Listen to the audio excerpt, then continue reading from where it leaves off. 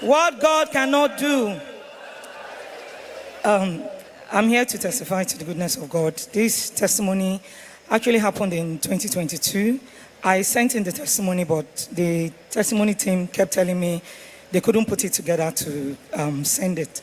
So what happened was, I have a few domestic staff that helps me in the house. So one of them called me while we're August, during the fasting and praying session that normally happens before Pastor Jerry's birthday.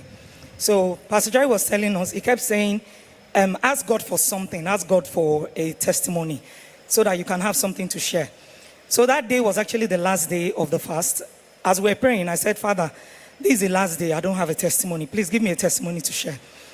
About 5 minutes later, Pastor Jerry said, there's a family, you are around a dead boy, you are in the hospital, you are crying, your son is dead. I reverse that death, that boy will not die. So in my mind, I said, I don't know anybody that is sick or in the hospital, but let me say amen. I shouted amen like I knew who that person was. So just a few minutes later, my phone kept on ringing. I had to go and pick it up. So it was one of my domestic staff, and she was weeping, screaming. I was like, what's the problem? Said, Auntie, that I should please, our son is dead, that they've been in the hospital since the night before.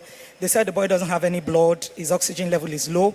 She was supposed to deposit 40,000, but what she could give them was 20,000 there.